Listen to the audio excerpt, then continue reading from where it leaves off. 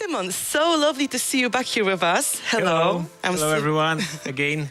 So, while I'm waiting for the questions from the chat, Yes. I would love to ask you one question, because that's something on the lips of every player, which is, as you know, we were waiting for Nightmare Mode and VNC Towers. Can you tell us more about it and what we can expect? Guys, so please relax, everything is good. So we are working on both of those features that are basically on top of what we do right now. Nightmare Mode will be released in our next update very, very soon. We just need to kind of balance it perfectly, like just the last polish in terms of balance. So the next update, when it comes to tower raids, we have actually realized that we can do more than we have initially planned for the features. So we want to make sure that this mode kind of feels its full potential. So it will take a little bit more time, but around April we plan to give our most dedicated community players a chance to experience the mode, gather their feedback for the final round of polish. So the work is proceeding smoothly. Everything is basically happening as it should. Just a little bit more patience. This update is so big that we had to focus on this one. So don't worry. All of those things, both of those things are coming very, very soon. Okay, thank you so much for your answer. So we're gonna get to Bartek, who will play a bit of Dying Light, so we can see the new update. While I'm gonna ask you, Timon, our first question. Yeah, but I just need to say that this crane from Board Game is really amazing. Like, I know you've seen this. Like, I don't know which camera, but this is really a piece of art. So yeah, I can't wait to paint it. I don't paint it smaller, so it's great. Exactly. Yeah. So my fake question is from Alantalan, and he asked when we can expect parkour and zombie improvements. So when it comes to zombies, we are basically constantly improving them. As you know, with this update, we have overhauled their looks. So mostly the faces, but also the overall look. What we are also doing, what we have done over the course of the last few updates, we have started introducing enemy variants. So we take our kind of existing archetypes and adding new mechanics, twisting the mechanics, playing with the parameters. So we are trying to find something else, something new on base of those archetypes. So I think that covers the zombie improvements. When it comes to parkour, to be honest, we don't really hear anything specific from you guys about things that you would like to see in the parkour improved. We have like a very small list of some very, very detailed like small elements that we would like to improve, but to be honest, nothing big for parkour is planned. So I think that's the answer. All right. Next question from Pain. But let me just finish. But if you see something, Alantalan, if you see something, like if you have anything specific on your mind that you would like us to consider, then of course please go to Pilgrim Outpost. There's a sub-page there called Community Ideas. Just put your idea there, put your request there, the community will vote on it, and of course if we see that it's important for the community, we'll consider adding this to the game. Although right now the community ideas are closed for the entries, but we're gonna reopen it soon. But I recommend you checking the page, because we added a new filters and there's a lot of parkour ideas. So maybe it's already there. So if you see something that you already have in mind, that's in the ideas that have already been put on the website, then you can vote on upvote them and make them go higher, so we can notice them, see them more easily. Yeah, and we can definitely give better feedback on those ideas as well. So my next question is from Painsoman. Will we get more DLCs, like story DLCs, like Bloody Ties? Yes. So as you know, we are working on a second DLC, which is narrative driven. I don't want to talk about too much about it, because like it's being made, it's progressing. We have been focusing on the updates because we really wanted to make sure that the base game is kind of responds to all of your requests and have everything that you have requested. But now what we are focusing on is actually DLC 2, so it's going to be released this year. More updates are coming. Please stay tuned. I don't want to take the focus from the firearms update, because as I said, it's the biggest one. It's, as it has been said, it's the biggest one. It really changes a lot in the game, but also adds a lot to the game to play. Like, you can imagine that if we're adding like 10 hours of gameplay, even more than that, then it's basically like a new DLC that we're adding to the game for free. So I think this should kind of take your mind off DLC for a second, and very soon we'll start talking about it because it's progressing well and it's going to be released this year. Okay, so that's definitely a hopeful vision for us. There is another question from Die99 that back in June 2023 you talked about crossplay coming to the game. Do we have any update on crossplay? I can't really promise that. We are still working on this. We already have some cross-gen possibilities, so that covers a part of it. We are still considering crossplay between platforms. Hopefully this will happen before DLC 2, but I don't want to make any surprises. Like, I think if it happens, then it should be more around DLC 2 actually. But again, no promises here. That's something that's kind of on our roadmap to happen at some point. All right. My next question is from Cobal409. So this is a question about the Gunslinger bundle. It was such a good opportunity would be right now. So do we consider adding a revolver to this bundle? That's a tough one because again, this is something I can't promise. We also had this idea, so we will consider our options. Like revolvers are slightly different than the pistols that we are introducing right now to the game because, like you can imagine, there are different animations. The logic behind them is slightly different. The reactions on the enemies should be different. So actually, it's quite a big feature. Like for players, it's just okay, another gun. But for us, on the tech side, code side, anim side, it's quite big. So we are thinking about it. Like we think that this could make justice to Gunslinger. So. Like my personal take on this is that I think this will happen. Like at some point the game will get revolvers, but I just don't want to commit to any dates because I just don't want to make promises that will be hard for us to deliver. Because as I said, right now it's Nightmare mode and tower raids. This is a thing that a part of the team is working on. The other part, a bigger part, is pushing DLC 2 forwards because we want to have it out this year. Okay, thank you so much. So we talked about this bundle, which was, I think, in the past. There's another question that someone, I think, missed our last update from Kazuma. Is there a cross-save from PS4 to PS5? Yes, so this is something you can already do. So definitely, yes, the option is in the game. So you can like upgrade your console and experience Dying Light to stay human on PS5, keeping your progress intact. That's fantastic. That was one of the long-awaited features, so it's great. Yeah, but we have introduced it already a couple of months ago, so like it's even hard for me to kind of remind myself when exactly. But it definitely happened last year during one of the updates. So yeah, it's done. It's you can use that function already in Dying Light 2 Stick. Fantastic. We have a lot of Dying Light 1 fans in the chat, of course, and one of them, Xcreal, asks, "Do we get a following chapter?" I'm sure we'll reference the following at some point. And I think that's the most I can say. Like, we love following. It's really a DLC that I think make Dying Light stand out as a game series. It was a very unique DLC, very big, very expansive. So it's very dear to our hearts. Actually, it's extremely dear to my heart because that was the first game on which I was acting like a lead game designer, and the team that was working on this DLC was like really tight, quite small. So we really were in the trenches together. So I love the following. We'll surely be referencing following in the future because we basically look at Dying Light as a series, as a franchise, you could say. So it's the same universe. The elements of that universe will keep reappearing in all of the games that we're doing.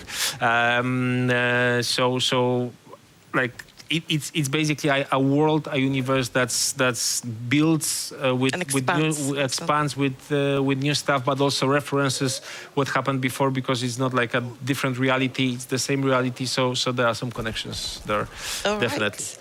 So Alan asks again about the roadmap. We'll get any roadmap soon. Yes, I think like we will not announce anything like as big as the one that we did for fall winter.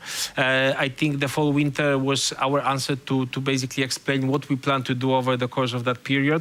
Right now it's a little bit simpler, so the next update will bring the Nightmare mode. We'll do the tower raids community tests, then we'll move to release tower raids DLC 2 this year. Definitely we'll uncover our plans, I think quite soon, but will it be a form of a roadmap or just us basically announcing what will happen and when? We'll see. Yeah, I'm sure everyone is excited to see what's next for us this year. So we just introduced firearms, 4 new weapons, and we already have questions when we can expect sniper rifles from Cool Juicy.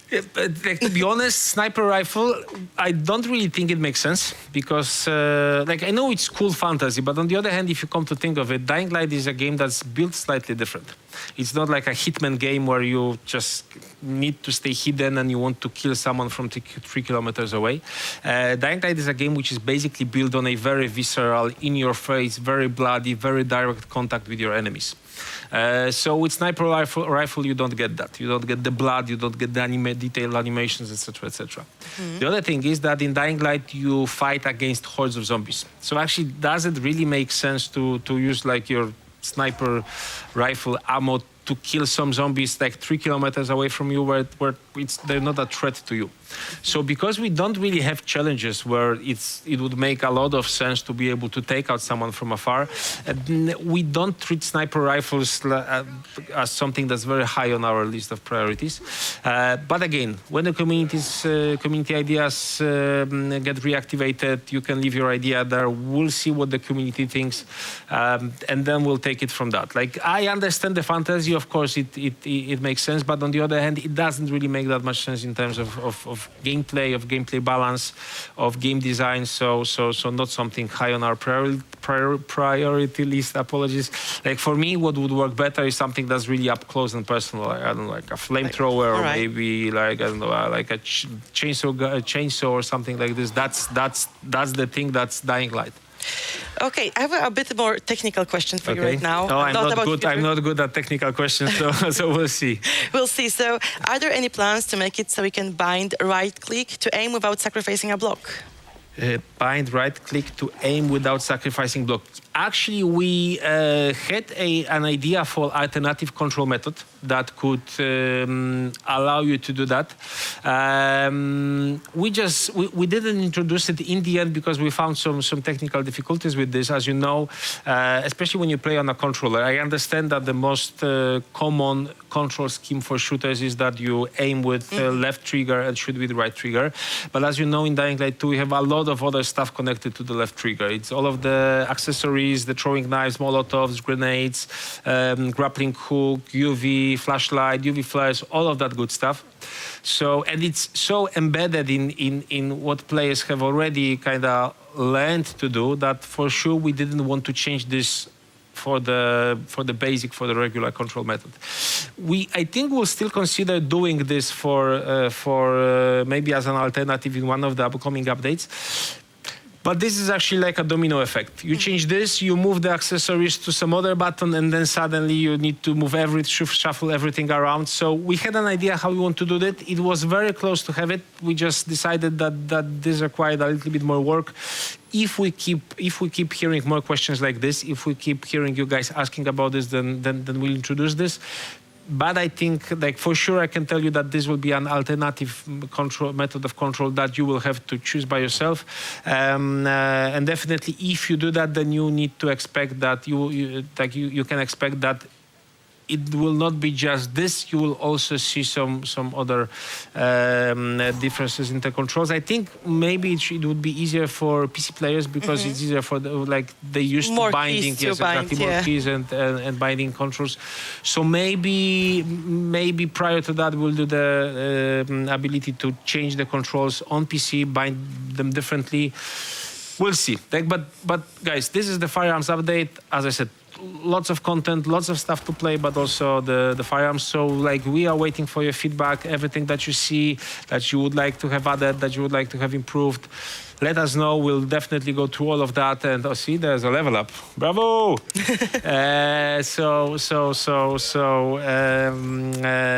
We'll consider what we can do to basically make you enjoy the game even more. Sure. Looking at the gameplay here that Bartek is currently playing, maybe you can tell me what is your favorite thing about this update? Well, there's so many things that it's really hard to say. I don't know. The obvious question, obviously, is firearms, right? Because this is the celebrity of the whole thing. This is the thing that the update got its name from. But also the new stuff to play. I think the survival missions. This is something new. This is something that we didn't have in Dying Light. Any Dying Light game before. For me, this is almost like a mini Left 4 Dead inside Dying Light, where you get your team, where you get like a very direct objective, and it's gameplay. Actually, a funny thing is that we have kind of come up with the idea to do missions like that when we were reviewing the game internally. So how our process looks is that usually when we work on a feature, we do so-called reviews. So there's like someone who's owning the feature, like I don't know, the lead game designer, the game designer that's responsible for the feature, the whole team, maybe the game director. And they play different parts of the game. We also do this with our biggest stakeholders. Our CEO is a gamer. Our chief creative officer is a gamer. So we also do that with them. They also want to see how the game progresses, right? And the funny thing that we have realized is that when we get together with those guys, or like any other basically combination of people, before we actually get to work and start focusing on what we were supposed to review, there's like a 5 or 10 minutes, especially when it's a co-op session, where everyone just runs around and kills zombies. And like after 5 minutes, we say, hey guys, wait. We need to focus on the actual work. On the actual work. So we wanted to do something that would look at this, but give it a structure, right? So the survival missions is definitely something like that, something else, something different. I hope that we'll be able to expand on this feature in the future, because I think this is something that we didn't tap, like potential that we didn't tap into yet with Dying Light. The visual enhancements, like the game really looks great. Like if you compare the visuals from now and from 2 years ago, it's basically a different game. I mean, even from the week ago, I just saw that Bartek ran through interior and looks so much nicer, so much real. Exactly. So that's that. The zombie faces, all of that stuff. Of course, the Scorpio, the Acolyte outfit, all of the good stuff that we have as anniversary bounty rewards. But I need to say Tolga and Fatin, really, because I know that it's kind of awkward for us to hype this right now, because the quest the guys will return next week. But we want you to kind of get. It's such a big update that if you would throw everything at you, probably like you will get a sensory overload. Not sure what to go for first. Exactly. So I think it makes sense that we are doing this rollout. But Tolga and Fatin, they will appear. They will come back to the game next week. Of course, they will stay in the game forever after that. And as we were saying in the main segment, Peter Sick is basically like he really is a crazy guy. You experienced that on the stream. And what he and his friend Adam Shikora and basically the whole team that worked on it, what they have come up with in terms of this adventure, this is really something else. Like this is like you will experience things that you never thought would be possible in Dying Light, especially in the core Dying Light, not the community maps, because that's another type of craziness. Yeah. So I must say that's it. And I'm very proud that we managed to, like, as you know, like Techland became this big company. We have tons of people working on games, but we wanted to kind of go back to our kind of garage days, indie days. So it was just Siku, Peter, it was Adrian, it was like a small team of people just working on it. No one really disturbed them. Like there were no big meetings around this. It's just like pure passion-driven, love-driven developers work, and it's really something else. So apologies for hyping you so much today when it drops next week, but I think it is something that's worth waiting for. All right, thank you so much. much. And enough already. Like I want to answer more. Do you have more? I have one more question for you before we wrap up, which is: will physics be improved in the future?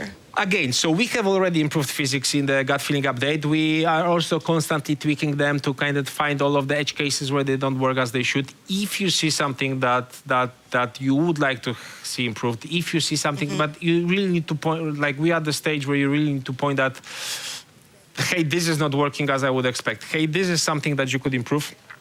Because on general, we don't plan to have any like a big overhaul of physics, at least in a foreseeable future. Okay. So either you tell us, okay, this doesn't work, we want this to work better, or you tell us this is good, but like it would be cool if this or that would happen.